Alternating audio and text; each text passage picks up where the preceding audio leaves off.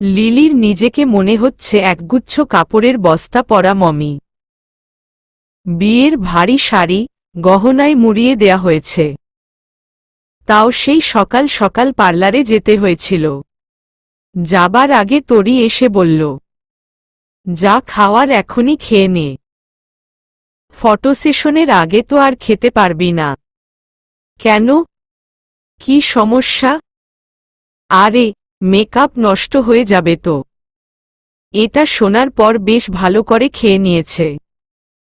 যদিও ছবি কেমন হবে না হবে সেটা নিয়ে ওর বিন্দুমাত্র আগ্রহ হচ্ছে না, তবুও সে ঠিক করেছে আজ যে যা বলে সে লক্ষ্মী মেয়ের মতো তাতেই রাজি হবে। তৌহিদা নানান ছোটাছুটির মধ্যে থাকলেও মেয়েকে নিজের হাতে তৃপ্তি নিয়ে খাইয়ে দিয়েছেন। কিন্তু মেকআপ করা শেষ হতে না হতেই ওর আজ ক্ষুধা লেগে গেল। 4 ঘন্টার উপরে লেগেছে পুরো কনের সাজে তৈরি হতে। তার মধ্যে লিলির খুঁতখুঁতে স্বভাব তো আছেই। এদিকে বেশি লাগছে, ওদিকের রং ক্যাটক্যাটে হচ্ছে, ওদিকে আরেকটা মুছতে হবে। নানা কথা। অন্যান্য সময় দেখা যায় একবার খাবার পরে মা ধরে বেঁধে পরের বেলায় খাওয়ান। যা করতে পারবে না কিংবা খানিকটা অসম্ভবপ্রায় বলে সেই মুহূর্তে মনে হয় সেটাই করতে চাইবার একটা অদম্য ইচ্ছা থেকেই এটা হচ্ছে, বেশ বুঝতে পারছে লিলি। বাসায় ফেরার পরে একবার মনে হলো সাজগোজ চুলোয় যাক, আগে সে কিছু খাবে। কিন্তু তরি আর মিতু হচ্ছে আস্ত বদের হাড্ডি। বিয়ের বিশেষ বিশেষ অংশ দিয়ে নাকি ভ্লগ বানাবে ইউটিউবের জন্য। যদিও লিলির এতে একেবারে সম্মতি নেই। পরে দেখা যাবে বিয়ের দিন কনের রাক্ষসে খিদে শিরোনামে একটা ভিডিও ক্লিপ বানিয়ে সত্যি সত্যি অনলাইনে আপলোড দিয়ে দেবে। এরপর সেটা রাতারাতি ভাইরাল হবে। লিলি ভাইরাল হতে চায় না এই মুহূর্তে। বিয়ের আয়োজন করা হয়েছে ওদের দোতলা বাসার ছাদে। এই বাসার নিচতলা এবং দোতলার একটা অংশ ভাড়া দেয়া। ছাদের ধারণ ক্ষমতা অনুযায়ী আয়োজন হয়েছে। আরও বড় করে করবে ভাবছিল, কিন্তু রোমেনা হয়তো তৌহিদার উপরে বাড়তি চাপ পড়ুক তা চাননি। তাই কড়া করে না করেছিলেন, কারণ লিলিদের আত্মীয়স্বজনের সংখ্যা খুব বেশি নয়। সাথে রোমেনাদের কাছের কিছু লোকজন আসবে। তাও সব মিলিয়ে শখানেক মানুষের জন্য খাবারের ব্যবস্থা রাখা হয়েছে, ভাড়াটিয়াদেরকেও দাওয়াত দেয়া হয়েছে সপরিবারে। একমাত্র মেয়ের বিয়েতে তার আরও জাঁকজমক করার ইচ্ছে ছিল, কিন্তু এই মুহূর্তে এর বেশি প্রস্তুতি তার ছিল না। ঘণ্টা দুয়েক সং সেজে বসে থাকার পরে লিলি শুনল বর এসেছে। ততক্ষণে ওর ধৈর্যের বাঁধ ভেঙে গেছে। বিরক্তিতে কপাল কুঁচকে গেছে, ঘর ভরা মানুষ ওকে দেখতে এসেছে। দর্শনার্থীদের মধ্যে ওর চেনা পরিচিত মানুষই অর্ধেকের বেশি। লিলি এটা বুঝতে পারল না, যারা ওকে এত দেখে অভ্যস্ত, তাদের কৌতূহলটা কোথায়। এদের জন্য সে খাবার কথাই বলতে পারছে না। সকাল থেকে টানা বসে থেকে কোমরের হাড় ব্যথা হয়ে গেছে, কিন্তু হাঁটাহাঁটি করাও সম্ভব হচ্ছে না। ভাগ্যিস মোবাইলটা ওর হাতে ছিল। অগত্যা সে তরিকে টেক্সট মেসেজ পাঠাল, 1 মিনিটের মধ্যে আমার রুমে আয়। না এলে কি করব জানি না। হয়তো তোদের দুইটার মাথায় হাতুড়ি মারব। 1 মিনিট না হলেও কয়েক মিনিটের মধ্যে দুজন এসে হাজির হল এবং ঘরটাও খালি করা হলো ইমার্জেন্সির কথা বলে। ওরা বরের ছবি তুলে নিয়ে এসেছে। মিতু গদগদ গলায় বলল, তোর বরকে একেবারে রাজপুত্রের মতো লাগছে। দেখ। লিলির এখন রাজপুত্র দেখার প্রবৃত্তি নেই, সে বলল, আর আমাকে এখন নিশ্চয়ই মমি মানবী মনে হচ্ছে। ওই ব্যাটার কোনো ছবি আমার সামনে দিলে আমি পেতনি হয়ে যাব। তুই এমনিতেই পেতনি। তোর মেজাজের এমন বহর কেন বলতো? তরি প্রশ্ন করল। সকালে খেয়েছি 7টায়, এখন বাজে প্রায় 2টা। আর একটু অপেক্ষা কর। এখনই বিয়ের প্রসেসিং শুরু হবে। এরপর বরকনের একসাথে ছবি তোলা হবে। তারপর রাখো তোর ছবি। আমার ছবি তোলা তো শেষই। তাছাড়া আমার জীবন নিয়ে টানাটানি। কিছু একটা এখন ব্যবস্থা কর, নইলে ভ্যাম্পায়ার হয়ে সব কয়টার রক্ত শুষে নেব। ছি। ইয়া। দুজনের দিক থেকে এমনই প্রতিক্রিয়া এলো। কিছুক্ষণ পরে মিষ্টি নিয়ে আসা হলো। মিতু কৌশলে সেটা খাইয়ে এক বোতল পানি দিল।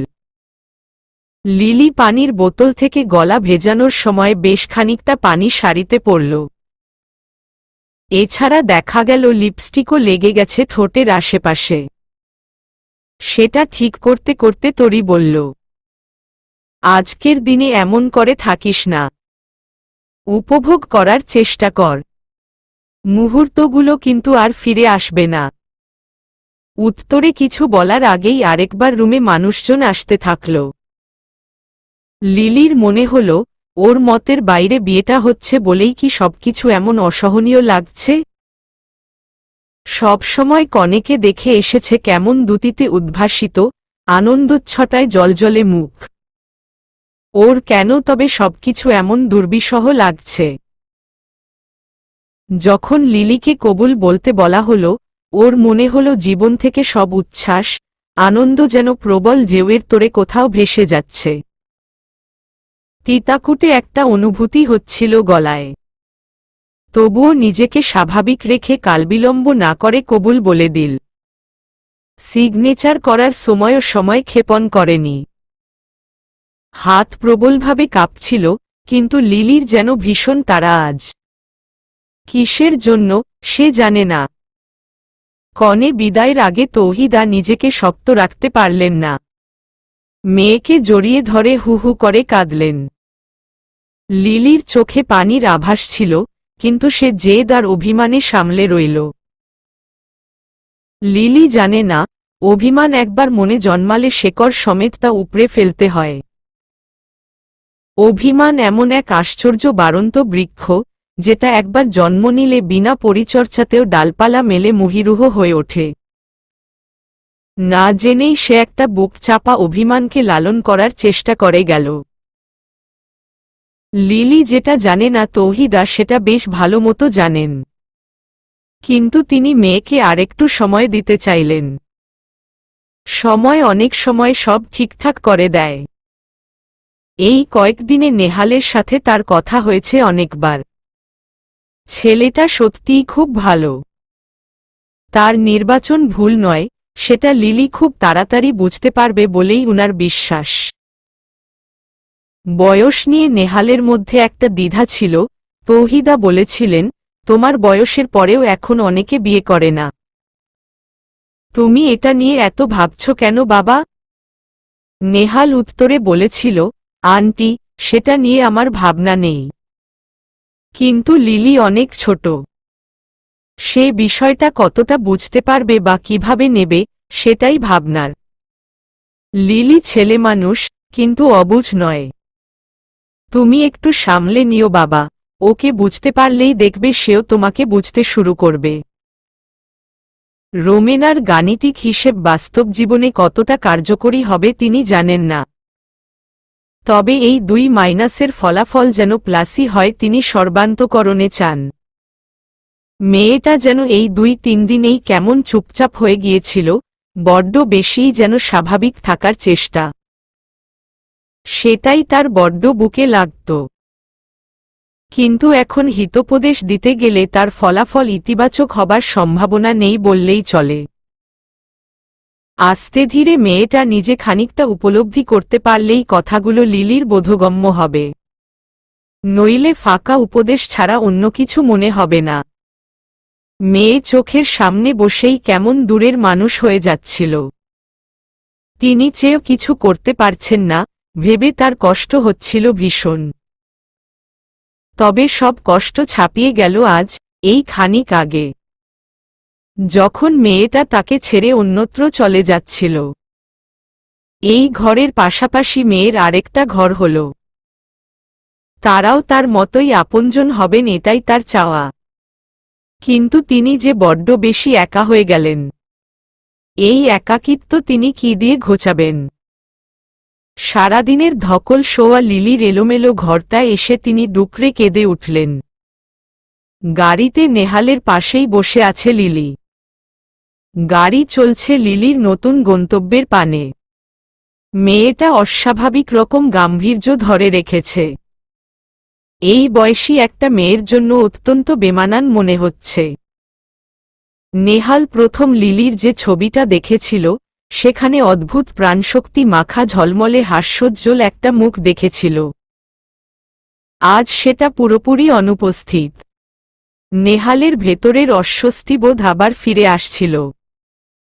এর আগে একদিন দেখা করার জন্য মায়ের কাছ থেকে লিলির মোবাইল নম্বর নিয়েছিল, কল দেবার পরে যদিও মনে হচ্ছিল মেয়েটা ওকে এড়িয়ে যাচ্ছে। কিন্তু সেটা এসব কথাবার্তা চললে নাকি অনেক মেয়েরাই নাকি লজ্জা পায় বলে শুনেছিল। নেহাল তেমনটাই ভেবেছিল সে। লিলি অবশ্য দেখা করতে রাজি হয়নি।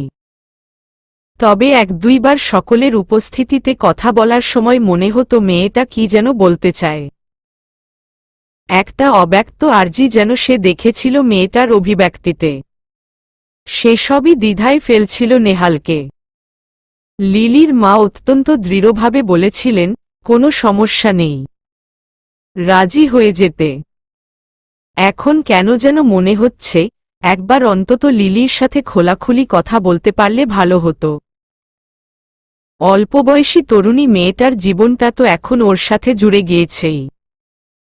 সে না হয় চেষ্টা করবে বয়সের যেটুকু দূরত্ব তা মন দিয়ে ঘুচিয়ে দেবে। মনে মনে মিশে গেলে বয়সের ওইটুকু দূরত্ব নেহাল না হয় নিমিষেই পেরিয়ে যাবে। কতক্ষণ আত্মবিস্মৃত ছিল নেহাল ঠিক ঠাহর করে উঠতে পারল না। গাড়ির মৃদু ঝাঁকুনির সাথে আচমকা একটা ফুপিয়ে উঠার আওয়াজ কানে আসতে সচকিত হল সে। কখনো কখনো কান্নাই যেন বড্ড স্বাভাবিক বলে মনে হয়। এখন নেহালের মনে হল লিলি যেন এতক্ষণ পরে এসে খানিকটা সহজ হবার চেষ্টা করছে। নেহাল একরাশ আড়ষ্টতা নিয়ে লিলির একটা হাতের উপরে নিজের হাতটা রাখল কেবল সান্ত্বনা দেবার জন্যই। কিন্তু লিলি এক মুহূর্তও সময় না দিয়ে হাতটাকে ঝট করে সরিয়ে নিয়ে যেন উদগত কান্নাটাকে গিলে নিল। নেহাল ভীষণ অপ্রতিভ হয়ে হাতটাকে গুটিয়ে নিল। মেয়েটা কি ওকে ভুল বুঝল? খানিকটা সহমর্মিতা প্রকাশ করতে চেয়েছিল, কোনো কিছু না ভেবেই হাত ছুঁয়ে দিয়েছিল। অবশেষে নেহাল কেবল একটা কথাই অস্ফুট স্বরে বলতে পারল, সরি। ওদিকের কোনো সাড়া এলো না। নেহাল আর কোনো কথা বলবার চেষ্টা করল না। নিজেকেই যেন নিজের ভেতরে আরও গুটিয়ে নিল। যাক, আজ থেকে আমরা পুত্র দায়গ্রস্ত পিতামাতার তকমা কাটালাম। কি বলো? স্মিত হেসে রোমেনাকে ফোন কেটে কথাটা বললেন আশফাক। হ্যাঁ, তা তো হলোই। আমার জন্য হয়েছে। এতে কোনো ক্রেডিট নেই। সবকিছুর ক্রেডিট তো তোমার জন্যই লিখে দিয়েছি। এবার তো আসলেই সবটা তোমার কৃতিত্ব। রোমেনা একটু আগে সবরকম আচার অনুষ্ঠান শেষে লিলিকে ঘরে দিয়ে এসেছেন। নেহাল এখনো ছাদে আছে বন্ধুদের সাথে। বাকি দায়িত্ব ওরাই পালন করুক। বেশ কয়েকদিন থেকে ভীষণ ধকল গেল তার। আজ কটা দিন পরে তিনি সুস্থির হয়ে বসতে পারলেন। এর মধ্যেই আশফাক কথাগুলো বললেন। কি বলতে চাও? তোমার সব ক্রেডিট আমি নিয়ে নিই? শোনো, আমি তোমার মতো ছ্যাবলা নই বুঝলে। অন্যের ছেড়ে দেয়া কিছু আমি নেই না, সেটা ক্রেডিটই হোক আর যাই হোক। আমি কবে ছ্যাবলামো করলাম? কখন করনি তাই বলো। তোমার সব হাড্ডিগুড্ডি আমার চেনা আছে গো। সর্বনাশ, তুমি কি হাড্ডি স্পেশালিস্ট নাকি এক্সরে মেশিন? কোনটা? আমি যেটাই হই না কেন, তোমাকে কিছু দেখতে হবে না। আজকের দিনে একটা শুভ কাজ হলো, তাই আজ এসব বন্ধ রাখো। দরকার হলে তোমার ওই বিশ্রী সিগারেটেও একটা টান দিতে পারো। আজকের জন্য অনুমতি দেয়া হলো। তুমি বলতে চাও আমি ঝগড়া শুরু করেছি? তুমি আগে খোঁচা দিয়ে কথা বলেছ আমাকে। না, তুমি আগে বলেছ। আমি সব না করেও সবকিছুর ভাগ চাই, এটা কে বলেছে? আমি। আশফাক আর কথা খুঁজে পেলেন না, অকাট্য প্রমাণ, কিন্তু তিনিও চুপচাপ মেনে নিতে চান না। এত অল্পে রণে ভঙ্গ দেয়া যায় না। মিথ্যা কথা বলবে না, আমি এসব বলিনি। আমার কান আর মেমোরি দুটোই ভীষণ শার্প। হলেই কি, যা বলিনি সেটা কেন মেনে নেব? কোনো মিথ্যুক লোকের সাথে কথা নেই। আমার বাপের বাড়ি চলে যাব। যাবার সময় লিলিকে সাথে করে নিয়ে যাব। তোমরা বাপ ছেলে আরামে থেকো। নাটুকে ভঙ্গিতে বললেন রোমেনা। কথায় কথায় বাপের বাড়ি যাবার হুমকি দেবার অভ্যাস তোমার আর গেল না। যাবেও না। এটা আমার অব্যর্থ অস্ত্র। জানি এতেই কাজ হবে। সেই, তুমি আমার এখনো অনেক বড় দুর্বলতা, আবার তুমি সবচাইতে বড় শক্তি। রোমেনা হাসলেন, তার হাসিতে তৃপ্তির দ্যুতি ছড়ানো। এত বছর পেরিয়ে এসেও সব যেন কেমন নতুন মনে হয় এখনো। মনে হয় এই তো সেদিনের কথা। তার অনেক কিছু বলতে হলো না, আশফাক তার অভিব্যক্তিতেই বুঝে নিলেন তার বলা একই কথাগুলো রোমেনারও মনের কথা। আমি কিন্তু মিথ্যে বলিনি, এমন কথাই অন্যভাবে বলেছিলাম। আমি সেটাকে সহজ বাংলায় বলেছি।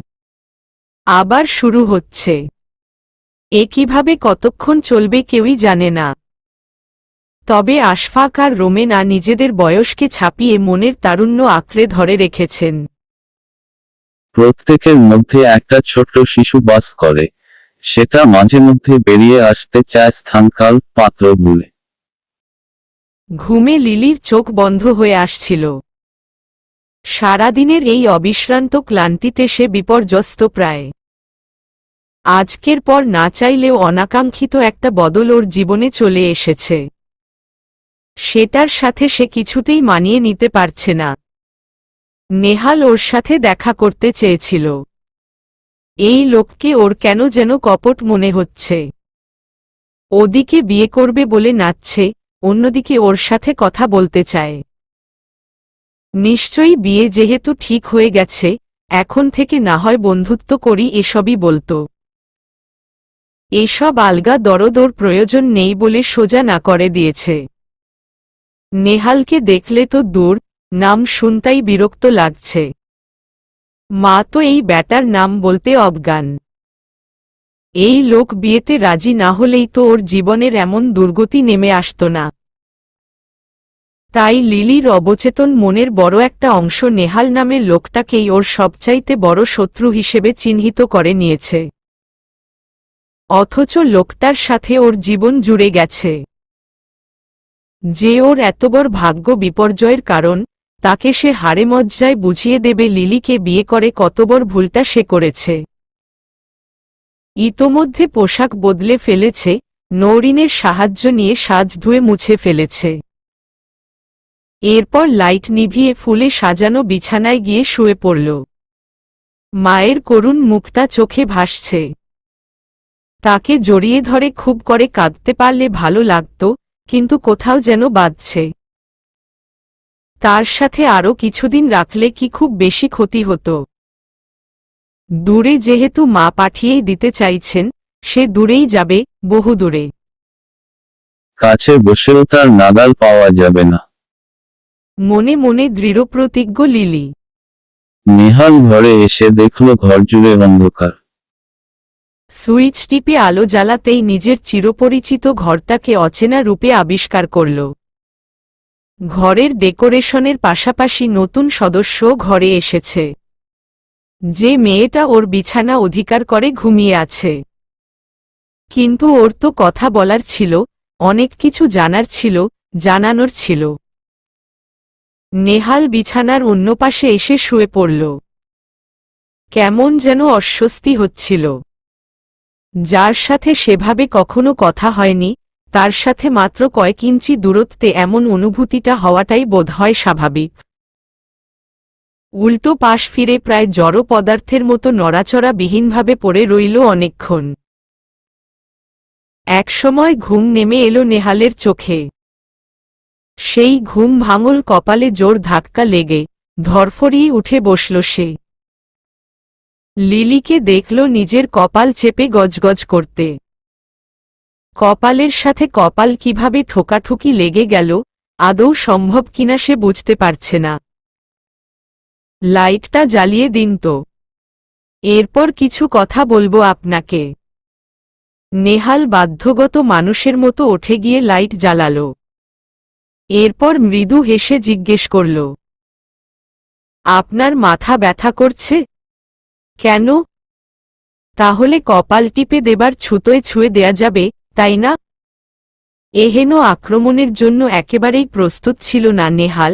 হাসি মিলিয়ে গিয়ে মুখ জুড়ে একরাশ বৈশাখী মেঘ জায়গা করে নিল। নিজের বয়সের আশেপাশে কাউকে পাননি বিয়ের জন্য? আমাকেই কেন বিয়ে করলেন? উপর্যুপরি আক্রমণে অপমানে মুখ কালো হয়ে গেল নেহালের। রাগের পাশাপাশি আরেকটা অনুভূতি ওকে ঘিরে ধরল, তা হল অপরাধবোধ। একটা মেয়ের জীবনে সে মেয়েটার সম্মতি ব্যতীতই সে প্রবেশ করে ফেলেছে। অযাচিত অনুপ্রবেশকারী হবার লজ্জা আর কুণ্ঠা নেহালকে পুরোপুরি গ্রাস করে ফেলল। উত্তর দেবার জন্য কথা খুঁজতে লাগল মনে রাতিপাতি।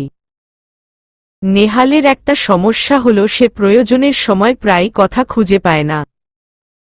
এমন হতচকিত মনে তো সেটা প্রায় অসম্ভব।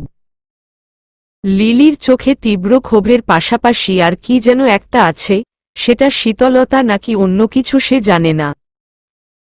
তবুও মস্তিষ্ক থেকে ঊর্ধ্বের ওপরে একটা কথা বের করে আনতে সক্ষম হল। আমি আপনার সাথে কথা বলতে চেয়েছিলাম। আমাকে আপনার পছন্দ নয় সেটা জানাতে পারেননি? কেন জানাতে যাব? আপনার কাছ থেকে করুণা ভিক্ষা করতে হবে আমাকে?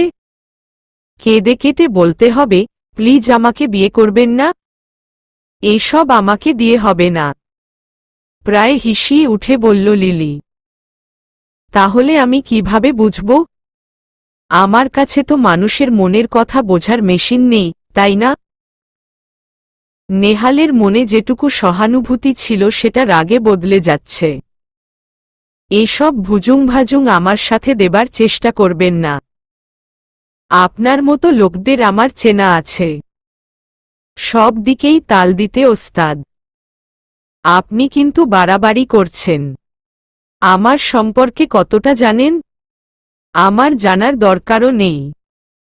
তবে আমি কিছু কথা আপনাকে বলতে চাই, সেটা আপনার জানার দরকার। এটা করা যাবে, সেটা করা যাবে না, এসব বিধিনিষেধ একদম জারি করবেন না। বিয়ে করেছেন বলে আমার মাথা কিনে নেননি। আমার কারো মাথা কেনার শখ নেই। অস্ফুট স্বরে বললেও কথাটা লিলির কানে গেল। সে বলল, সেটা বিক্রয়যোগ্য নয়। আরেকটা কথা, মান অপমান বোধ থাকলে এরপর আমার সাথে ভেবেচিন্তে কথা বলবেন। যে ধান্দায় বিয়ে করে থাকুন না কেন, সেসব ধান্দা কোনো কাজে আসবে না। নেহাল উত্তর দেবার জন্য মুখ খুলতে যাচ্ছিল, তার আগেই লিলি তাড়াহুড়ো করে বলল, প্রচুর ঘুম পেয়েছে, এখন বিতর্ক প্রতিযোগিতায় অংশ নেবার ইচ্ছে নেই। আমার দিন খারাপ কেটেছে, আপনারও তাই কাটবে। তাই গুড নাইট বলতে পারছি না। অশুভ রাত্রি, দুজনের জন্যই। কথা শেষ করে আবার উল্টো দিকে পাশ ফিরে শুয়ে পড়ল লিলি। নেহাল কিছুক্ষণ গোলকধাঁধায় হারিয়ে যাওয়া দিগভ্রান্ত পথিকের মতো বসে রইল। ইতিকর্তব্য ঠিক করতে না পেরে বিছানার অপর প্রান্তের পাড় ঘেঁষে গা এলিয়ে দিল। আগের অস্বস্তি বেড়ে গেছে সহস্রগুণ। মর্মপীড়া ওকে কুড়ে কুড়ে খাচ্ছিল। এমন অপমানজনক পরিস্থিতিতে সে জীবনে কোনোদিন পড়েনি, পড়তে হবে তাও কশ্চিনকালেও কোনো ঘোরতর দুঃস্বপ্নের মধ্যেও ভাবতে পারেনি। মনে মনে নেহাল বন্ধুত্বের পথে হাঁটবে বলে ভেবেছিল, কিন্তু তা থেকে সরে এলো। 360 ডিগ্রি এঙ্গেলে ইউটার্ন নিল। এই মেয়ের মনের আশেপাশে সে কোনোদিন যাবে না, কিন্তু সে না চাইলেও জীবনের পথ ওদের মিলিয়ে দিয়েছে একই পথের বাঁকে।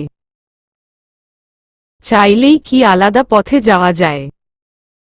নেহালের আরেকবার তন্দ্রা ভাব চলে এসেছিল, কিন্তু লিলি উঠে বসতে সেটুকু টুটে গেল।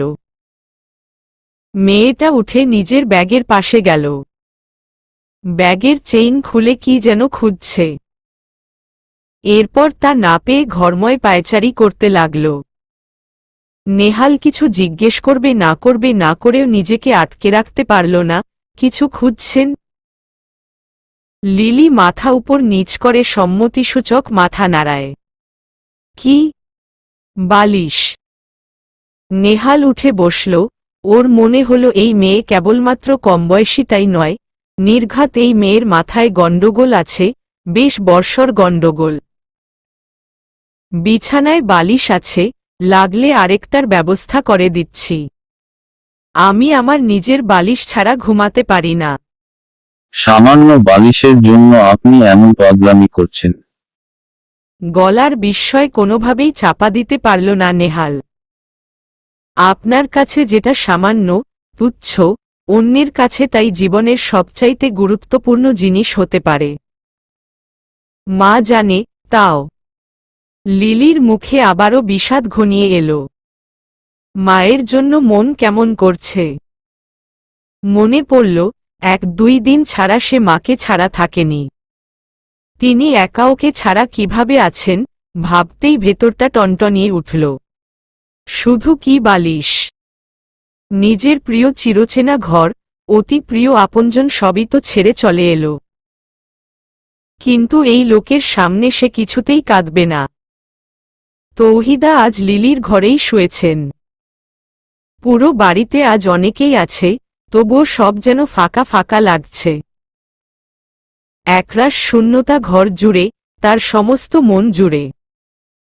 মেয়ে ধীরে ধীরে বেপরোয়া হয়ে উঠছিল, তার নিজের শরীরটাও ইদানিং ভালো যাচ্ছে না। প্রেশার ওঠানামা করছে, ডায়াবেটিস বাড়তি। তার ভয় হয়, তিনি না থাকলে মেয়েকে কোথায়, কার কাছে রেখে যাবেন। এই চিন্তাও তাকে তাড়িয়ে নিয়ে ফিরছিল। এই বয়সী মেয়েরা চট করে ভুল করে ফেলে। তিনি তো মা, তিনি ছাড়া তার মেয়ের মাথার উপরে কোনো ছায়া নেই। আর একটু বড় হলে, নিজের পায়ে দাঁড়াতে পারলে হয়তো এতটা অধীর হতেন না। লিলি প্রচণ্ড অভিমানী, এই অভিমান সহজে গলবে না তিনি জানেন। নেহালের উপরে মেয়ের জেদের কতটা যেতে পারে সেটাও তার বুঝতে অসুবিধা হয় না। ছেলেটার কথা না ভেবে কেবল স্বার্থপরের মতো নিজের মেয়ের কথাই তিনি ভেবেছেন। সেজন্য তার মধ্যে একটা অপরাধবোধ আছে, সাথে নেহালের উপরে একটা ভরসার জায়গাও তৈরি হয়েছে। এই ছেলে ঠিক তার মেয়েকে ভালোবেসে শুধরে দিতে পারবে, এটা তিনি নিজের চোখে দেখে যেতে চান। সেজন্য এটুকু স্বার্থপরতা মা হিসেবে তিনি করতেই পারেন। খুব লোভ হয় আরও কিছুটা বাঁচার, মেয়ের সুখ দেখার জন্য। এমন ভাবনায় তৌহিদার অপরাধবোধের বোঝা খানিকটা হলেও যেন হালকা হয়ে গেল। বৌভাতের পরে লিলি বাসায় এসেছিল নেহালকে সাথে নিয়ে। মায়ের সাথে মাপা আচরণ করেছে। সৌহার্দ্যপূর্ণ, সহজাত আচরণ না করে পেশাদারি ভঙ্গিতে কথা বলেছে।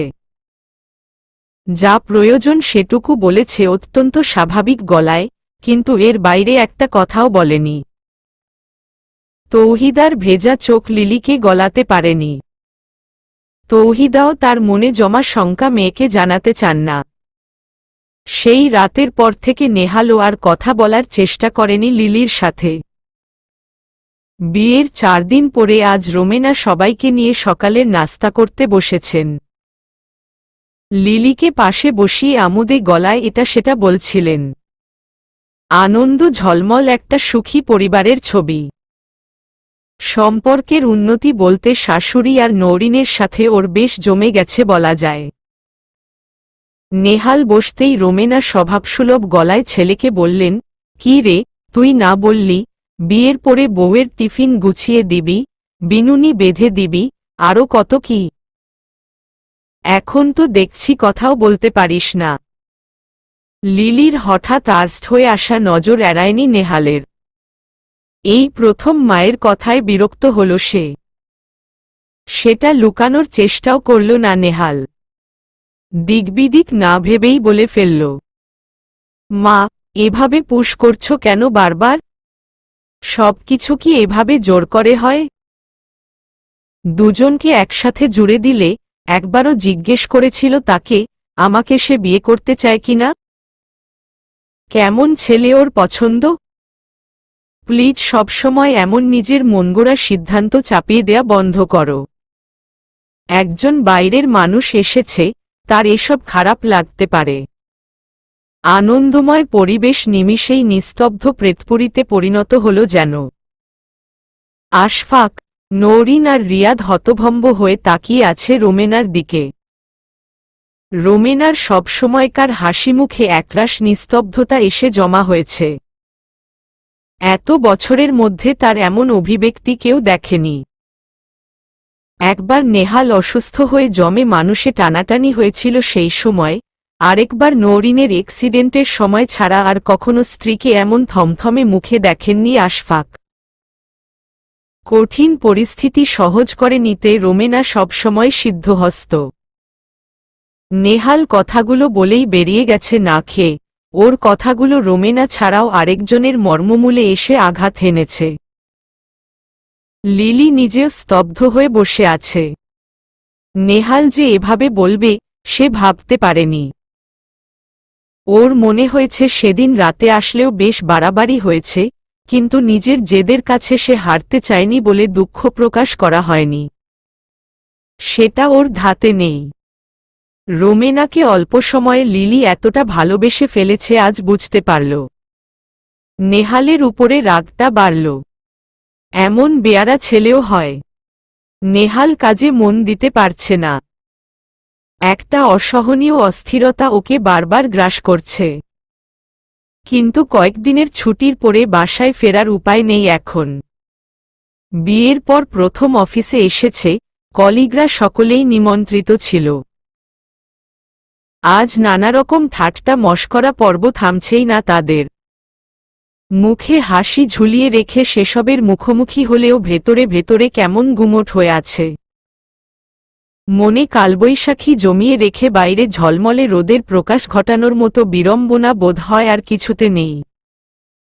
বিষয়টা হাড়ে হাড়ে উপলব্ধি করল নেহাল। আজ সকালে মায়ের সাথে যেভাবে কথা বলেছে তাতে সে ভীষণভাবে অনুতপ্ত। আজকের আগে নেহাল কোনোদিন এভাবে তার সাথে কথা বলেনি। যার মুখ কখনোই ম্লান হয় না, শুধুমাত্র ওর কথায় আহত হয়ে সেই মুখে বিষাদ জমেছে, এটা যে নেহালের জন্য কতটা পরিতাপের সে কাউকে বোঝাতে পারবে না। বেরুবার আগে দেখা তার মুখটা নেহালের মননকে আচ্ছন্ন করে রইল সারাটাক্ষণ। সবই হয়েছে ওই মেয়েটার জন্য, লিলি, যে ওর স্ত্রী। এই বিষয়টা মাথা আসতেই মনটা তেতো হয়ে এলো। বিয়ে করে কোনো গ্যারাকলের মধ্যে ফেসে গেছে সেটা যদি সে পুরো দুনিয়াকে দেখাতে পারত, তাহলে যারা আজ ওর বিয়ে নিয়ে খুনসুটিতে মেতেছে তারা নিজেরা হয়তো লজ্জিত হতো নিজেদের কাণ্ড দ্বারা। সুখী দাম্পত্যের সূচনা লগ্নে মানুষ যতটা উচ্ছ্বসিত থাকে, তেমন করেই মিথ্যামিথি সুখ দেখানোর এই চেষ্টায় নিজেকে কপট মনে হচ্ছে। কিন্তু এই কথা নিজের পরিবার, খুব কাছের দুই একজন বন্ধু ছাড়া কাউকে বলাও যায় না। নেহাল পারছে না সব অস্বীকার করতে, না পারছে জুড়ে থাকতে। এই গ্যারাকলো থেকে সন্তরণের পথ ওর জানা নেই। সে কেবল অপেক্ষা করছে অফিস শেষে কখন মায়ের কোলে মাথা রেখে একটু স্বস্তির দেখা পাবে। রোমেনা নিজের ঘরে বিছানায় বালিশে হেলান দিয়ে বসে আছেন। নওরিন আর আশফাক এতক্ষণ এটা সেটা বললেও তার মুখ থমথমে। নওরিন বেরিয়ে গেল আধা ঘন্টা বাদে।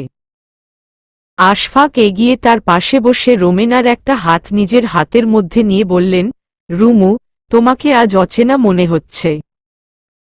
তোমাকে চিনতে পারছি না। এমন করছো কেন? নেহালের কথায় রোমেনা একদৃষ্টে তাকিয়ে আছেন মাথার উপরে ঘূর্ণায়মান ফ্যানের দিকে। সেদিকে দৃষ্টি রেখেই গম্ভীর গলায় বললেন, নেহালের কথায় কিছু মনে করিনি, কিন্তু ছেলে মেয়ে দুটোর মধ্যে যদি অ্যাডজাস্টমেন্ট না হয় কি হবে বলো তো? ভালো চাইতে গিয়ে কি ভুল করে ফেললাম? আশফাক স্ত্রীর হাতটা আরেকটু শক্ত করে ধরলেন, এরপর বললেন, সেটা ভাবার সময় তো এখন আর নেই, আগে ভাবলে ভালো হতো। এখন কেবল সময়ের হাতে সব ছেড়ে দাও। নেহাল বুদ্ধিমান ছেলে, লিলিকে যতটা দেখলাম সেও অবুঝ নয়। হুট করে তাদের অনিচ্ছায় একসাথে জুড়ে দেয়া হয়েছে। মানিয়ে নিতে তো একটু সময় লাগবেই। এটুকু সময় আমাদের দেয়া উচিত, তাই না? হুম। এর বেশি কিছু তার মুখ দিয়ে বেরুলো না। আশফাক আচমকা বললেন, তুমি রোমেনাই তো? নাকি অন্য কোনো মানুষের আত্মা ভর করেছে বলো তো? অন্ধকারে ঘাড়টার মোটকে দিয়ে যাবে না তো? রোমেনা ঝট করে হাতটা ছাড়িয়ে নিয়ে বললেন, আমি অন্য কোনো সুন্দরী রমণীর আত্মা না, শ্যাওড়া গাছের হাড়জির জিরে পেতনি। হয়েছে শান্তি? আর শান্তি? একটু পরে আমার ঘাড় মটকানো হবে, আমার কি বিলাপ করে কাঁদা উচিত? বুড়ো হয়েছ, ঢং কমে নাই। ভীমরতি হয়েছে বুড়োর। বয়স তো শরীরের বাড়ে, মনের কি বয়স বাড়ে?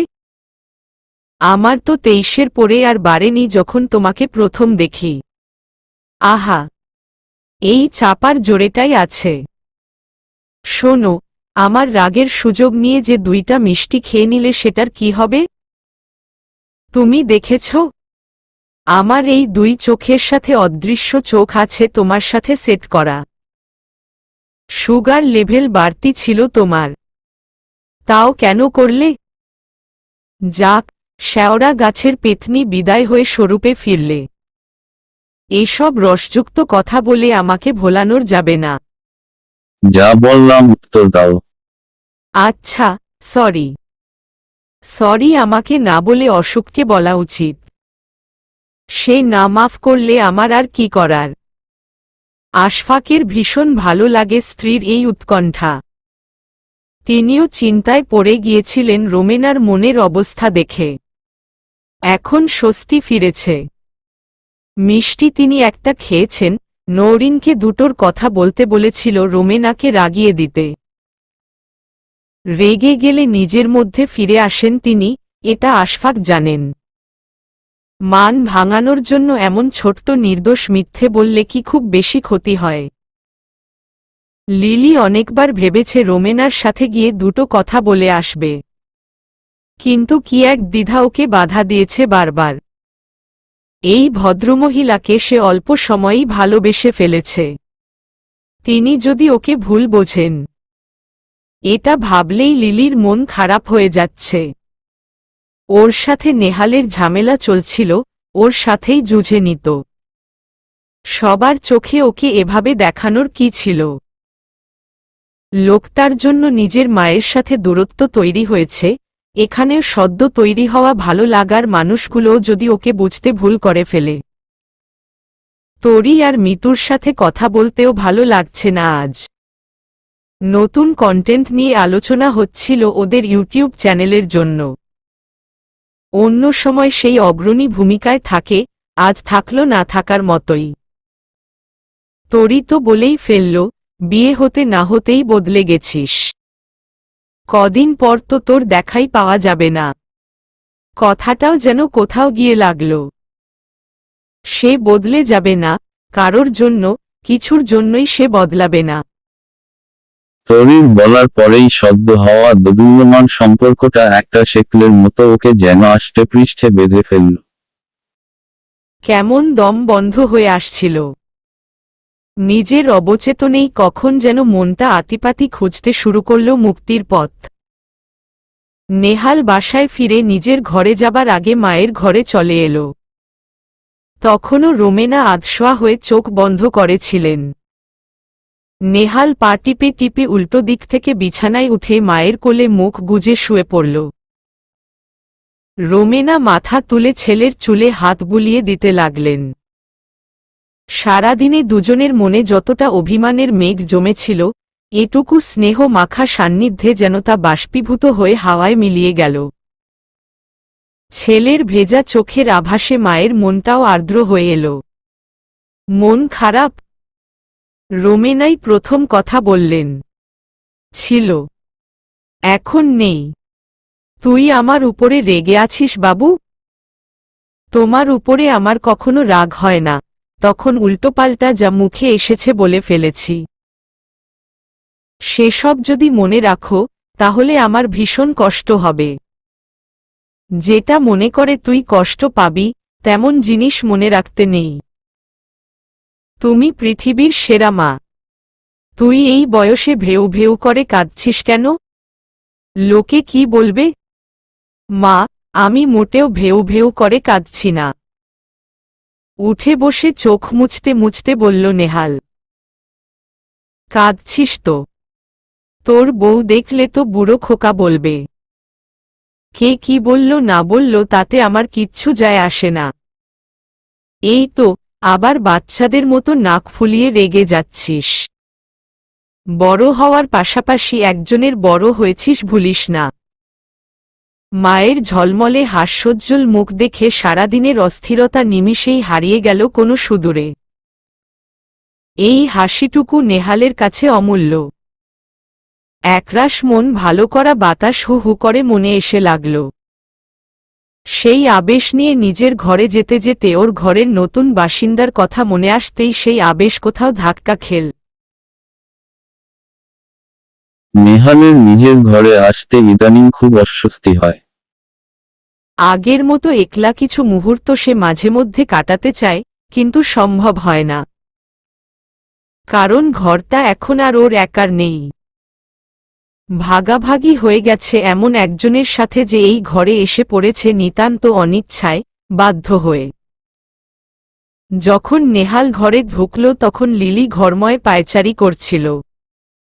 চিন্তাক্লিষ্ট মুখটা বড্ড মলিন দেখাচ্ছিল। নেহাল গলা খাকারি দিতে সে ঘুরে তাকায়। আপনার আজ নিশ্চয়ই আনন্দ হচ্ছে। কেন? লিলির কথা বুঝতে না পেরে নেহাল প্রশ্ন করল। আমাকে সকলের সামনে অপদস্থ করলেন, নিজের মায়ের সাথেও বাজে ব্যবহার করলেন। কি প্রমাণ করতে চাইছেন আমি বুঝি না ভেবেছেন? কি বুঝলেন? নেহাল বিরস গলায় প্রশ্ন করল। ওর মনে তেতো ভাব বেড়ে গেল। যা করতে চাইছেন সেটাই বুঝেছি। সবাইকে বোঝাতে চান আপনি কত অসহায় আর আমি কত বেয়াদব। ইনোসেন্ট মুখ করে ঘুরে বেড়ান, ওদিকে সব ঝাল উগরে দেন। এমন দ্বিমুখিতা আমার খুব অপছন্দ। আপনি একটা হিপোক্রেট। নেহাল চাইলেও আর নিজেকে আটকে রাখতে পারল না। বাইরের মানুষের কাছে সত্যি লুকানো যায়, কিন্তু যারা তার কাছের মানুষ, পুরো পৃথিবী, তাদের কাছে মিথ্যে বলাই তো বড় হিপোক্রেসি। এসব নেহাল পারে না। আপনার মাথা ঠিক নেই। ঠান্ডা মাথায় চিন্তা করে কথা বলুন, মাথা বেশি গরম থাকলে মাথায় বরফ দিয়ে বসে এরপর ভাবুন। আমাকে আপনি আপনি করে বলে কি বোঝাতে চাইছেন? আমি আপনার কাছাকাছি বয়সী? আপনি বললেই বয়সের এই ব্যবধান ঘুচে যাবে? বয়স নিয়ে যখন লিলি কথা তোলে তখন নেহালের অসহায় লাগে। নিজেকে অপাংতেও মনে হয়। নিজের উপরে রাগ হয় কেন যেন। অপরাধবোধের কালো ধোঁয়ায় মনের ভেতরটা ছেয়ে যায়। তবুও নিজেকে, নিজের মেজাজকে ধরে রাখার প্রাণান্তকর চেষ্টা করতে করতে বলল, আমি যদি তুমি করে বলতাম তখন সেটাও ঝগড়ার কারণ হতো। তখন বলতেন, বয়স বেশি হলেই অনুমতি ছাড়া একজন মেয়েকে তুমি করে কেন বললাম। আমি ডানে গেলে আপনি বলবেন বামে যাইনি কেন, আর বামে গেলে বলবেন ডানের কথা। আসলে খোঁচানোটাই আপনার উদ্দেশ্য। আমি যা করি তার উল্টোটা তখন আপনার ভালো লাগে। নেহাল কথা শেষ করে আর এক মুহূর্ত দাঁড়ায় না। দরজা পর্যন্ত গিয়ে আবার ঘুরে তাকিয়ে বলল, মায়ের সাথে আমার কি হয়েছে না হয়েছে সেটার জবাব আমি এখন আপনাকে দেব না। কথাটা শেষ করেই নেহাল ছাদে উঠে আসে। আকাশে আজ তারার মেলা, চারদিকে জোছনা বান ডেকেছে। নেহালের মনেই খালি ঘুটঘুটে অমাবস্যা। মনের সেই ঘোর অন্ধকার বাইরের ঝলমলে জোছনালোককে যেন ম্লান করে দিচ্ছে ক্রমশ।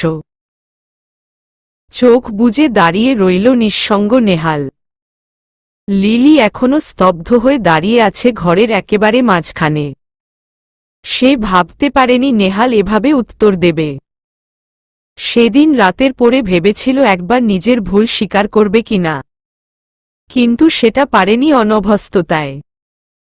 আজ সকালের খাবার টেবিলে যে কাণ্ডটা হলো, তারপর মনে হলো এই ছেলেকে লিলি যা বলেছিল তাতে কোনো ভুল নেই। বেয়ারা ছেলেদের সাথে এভাবেই কথা বলা উচিত। তার উপর বন্ধুদের কাছ থেকে যখন শুনল সে বদলে যাচ্ছে, তখন দিশেহারা বোধ করল। বদলে যাওয়া মানে হারিয়ে যাওয়া। কত কিছু করার বাকি, কত কি দেখার বাকি। নিজেকে আবিষ্কার করা হয়নি কোনো দিন। বন্ধুরা তো এখনো আগের মতো উদ্দাম ঘুরে বেড়াচ্ছে, যা খুশি করছে, সেই কেবল একটা বাক্সে বন্দী হয়ে আছে। একটা শক্ত খোলসের আবরণ এসে ঢেকে যাচ্ছে ক্রমশ। লিলির সমস্ত মন জুড়ে একটা বিদ্রোহের ও অনল দানা বাঁধল। সেটা যেন দাবানল হয়ে ওকে পোড়াচ্ছিল, তাড়িয়ে নিয়ে বেড়াচ্ছিল। ওর মনে হচ্ছিল সে একা কেন পড়বে, যার জন্য সে এসবের সাথে জড়িয়ে গেছে তাকেও জ্বালিয়ে দেবে ওর মনে জ্বলে উঠা সেই দাবানলে। সেই ভাবনা থেকেই নেহালকে সে আক্রমণ করে বসেছিল। প্রতি আক্রমণের অজন্য কোনো প্রস্তুতি ছাড়াই। লিলির মোবাইল কতক্ষণ থেকে বাজছে, তাতে ওর সম্বিত ফিরল না। বেশ কয়েকবার বাজার পরে সে সচকিত হল। এবার এগিয়ে এসে টেবিল থেকে মোবাইল হাতে নিয়ে দেখল আম্মু। সে কল কেটে দিল। এরপর বাথরুমে ঢুকে চোখে মুখে পানি দিল। মাথাও ভেজাল। ভালো লাগছে না, কিচ্ছু ভালো লাগছে না। তৌহিদা অনেকক্ষণ থেকে লিলিকে কল করে না পেয়ে নেহালকে কল করলেন। মেয়েকে তার বড্ড দেখতে ইচ্ছে করছিল। একবার বুকে চেপে ধরলে হয়তো নিজেকে শান্ত করতে পারতেন।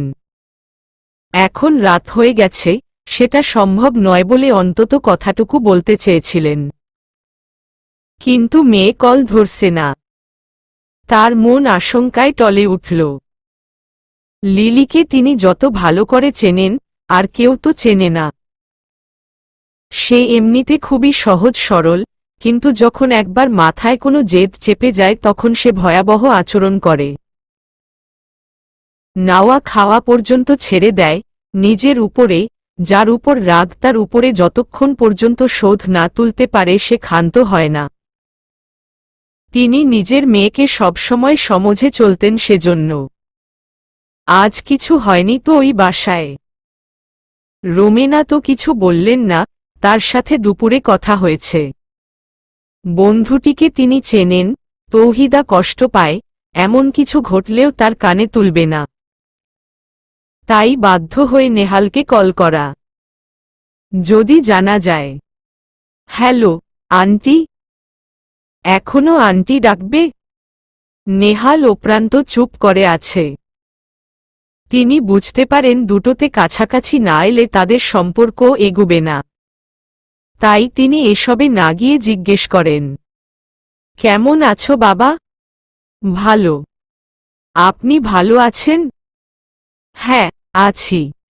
মেয়েটাকে নিয়েই চিন্তা। ও কি তোমার আশেপাশে আছে? আসলে ওকে কল দিলাম, কেটে দিল। নেহালের দীর্ঘশ্বাসের শব্দ কানে আসতে তৌহিদার মনে হল, তিনি বোধহয় ভুলই করেছেন। আন্টি, আমি ছাদে। লিলি ঘরে আছে। ওকে দেব? না বাবা, তোমার সাথে একটু কথা বলি। মেয়েটা এখন কেমন আছে? মানে ওর। আপনি কি জানতে চান? বুঝতে পেরেছি। বিয়ে নিয়ে ওর হয়তো অন্য কোনো ফ্যান্টাসি ছিল, স্বপ্ন ছিল। আমার সাথে ওর বয়সের ব্যবধান অনেক, সেটা ওর মানতে কষ্ট হচ্ছে। আপনি চিন্তা করবেন না আন্টি, সময়ের সাথে সাথে হয়তো সব ঠিকঠাক হয়ে যাবে। তিনি বুঝতে পারলেন সমস্যাটা গুরুতর। ছটফটে সদ্য উড়তে শেখা পাখিকে হুট করে খাঁচায় আটকানোর চেষ্টা করলে পাখি কতটা বিগড়ে যেতে পারে তিনি জানেন। বাবা, আমার মেয়েটা ছেলেমানুষ, অনেকটা জেদি, ভীষণ অভিমানী। কিন্তু ওর একটা জিনিস ভীষণ সুন্দর, কাউকে ভালোবাসলে জীবন দিতে দ্বিধা করবে না। আমি সেই ভালোবাসা অনুভব করতে পারি। দোয়া করি তুমিও সেই ভালোবাসাটুকু পাও। ওর কোনো আচরণে কষ্ট পেলে আমি তোমার কাছে ক্ষমা চাইছি। ছি ছি আন্টি, এভাবে বলবেন না প্লিজ।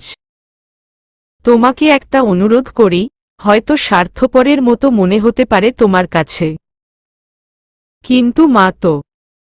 লিলি যাই করুক, ওকে একটু বোঝার চেষ্টা করো, বুঝিয়ে নিও। রাগ পড়ে গেলেই ওর নিজেরই অনুশোচনা হবে নিজের কাজের জন্য।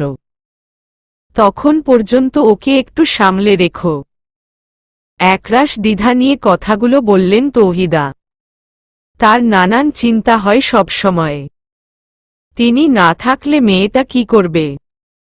মন সারাক্ষণ আশঙ্কায় টলমল হয়ে যায়। ইদানিং দুঃস্বপ্ন দেখেন, মনে হয় হয়তো তিনি আর বেশি দিন নেই। অতিরিক্ত দুশ্চিন্তার ফলে এসব ভাবনা মাথায় ঘুরপাক খায় হয়তো, কিন্তু যদি সত্যি হয় মেয়ের জীবন গুছিয়ে না দিয়ে তিনি ওপারে গেলে লিলিটা ভীষণ একা হয়ে যাবে। আন্টি, বিয়েটা তো হয়েই গেছে, এটা তো কোনো ঠুনকো বিষয় নয়। আপনি চিন্তা করবেন না, আমি সর্বোচ্চ চেষ্টা করব। নেহালের কথায় তিনি খানিকটা ভরসা পেলেন। কথা শেষ করে লিলির ঘরে এসে ওর ব্যবহার্য জিনিসপত্র হাতড়ে হাতড়ে দেখলেন, ওই তো সবুজ রঙের জামাটা। এটা তিনি নিজের হাতে বানিয়ে দিয়েছিলেন। লিলি এত খুশি হয়েছিল জামাটা পেয়ে। পরপর 3 দিন সে এটা পরেছিল। ড্রয়ার খুলে একটা ভাঙা পুতুল পেলেন। ছোট্ট লিলির খুব প্রিয় ছিল পুতুলটা। ওর বাবা এনে দিয়েছিল।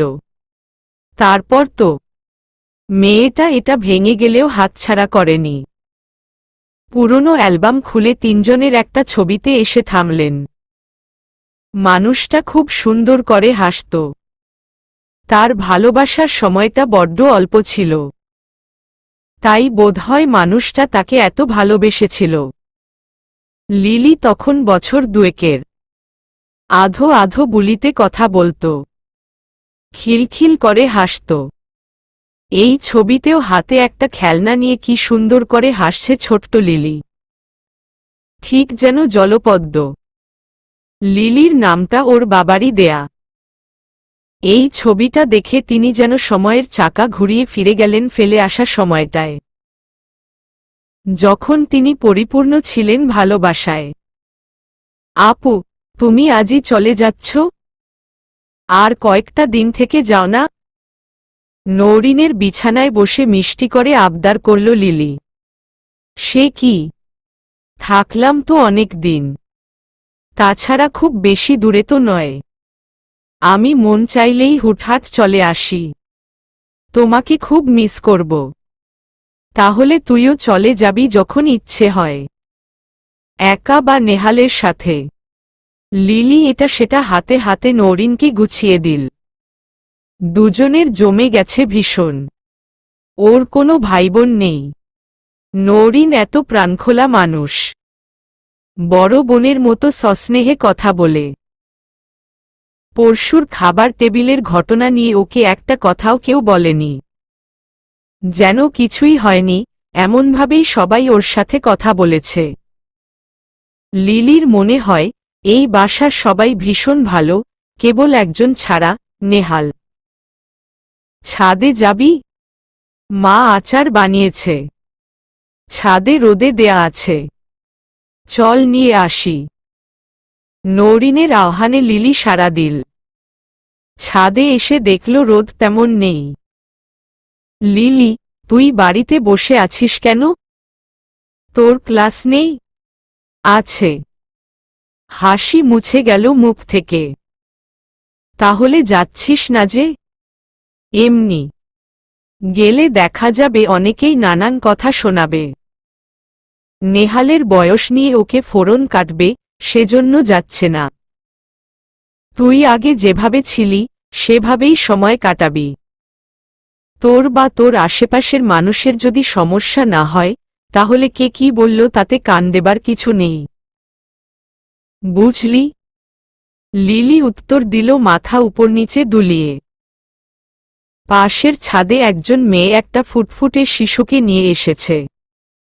শিশুটি পুরো ছাদময় দৌড়ঝাঁপ করে খেলছে। মেয়েটিও তার সাথে সাথে হাসছে। লিলির মায়ের কথা মনে পড়ল। মা ওর সাথে এভাবেই খেলতেন। কিন্তু নওরিনের মুখ ম্লান হল সহসাই। লিলি সেটা খেয়াল করল না। সেই ঘোরে আচ্ছন্ন হয়ে সেদিকে তাকিয়ে বলল, কি সুন্দর না দৃশ্যটা। ইস! আপু, তোমার বেবি নিয়ে কিন্তু আমি এভাবে খেলতে চাই। সবার সবকিছু পাওয়ার সৌভাগ্য হয় না লিলি। তুই আসিস, আমি গেলাম। নওরিনের গলায় কি যেন এক বিষাদ মাখা ছিল। লিলি চকিতে ঘুরে চাইল সেদিকে। নওরিন চোখ মুছতে মুছতে ততক্ষণে সিঁড়ি বেয়ে দুদ্দার নেমে যাচ্ছে। লিলি হতচকিত হয়ে দাঁড়িয়ে রইল। প্রথমে কিছুই বুঝতে পারল না। নওরিনের কথাটাকে আত্মস্থ করে বুঝতে পারল সে না জেনেই কতটা কষ্ট দিয়ে ফেলেছে একজনকে। সে জানলে কোনোদিন এভাবে বলতো না। যাকে লিলি পছন্দ করে না তার সাথে পৈশাচিক আচরণ করতে দ্বিধা করে না, কিন্তু পছন্দের মানুষের জন্য সে সর্বদা নিবেদিত। তার জন্য নওরিন এতটা দুঃখ পেল এটা ওকে গভীরভাবে স্পর্শ করল। কয়েক ফোঁটা জল গড়িয়ে পড়ল দুই চোখ বেয়ে। লিলির অসম্ভব খারাপ লাগছে। একটা ছোট্ট কথা, কিন্তু একজন নিঃসন্তান মাকে সেই কথা কতটা মর্মপীড়া দিতে পারে সেটা সে যেন উপলব্ধি করল। খানিক বাদে সেও ছুটল নওরিনের পথ অনুসরণ করে। অজান্তেই যে ভুলটা করে ফেলেছে, এর প্রায়শ্চিত্ত লিলি কি করে করবে সে জানে না। চলবে।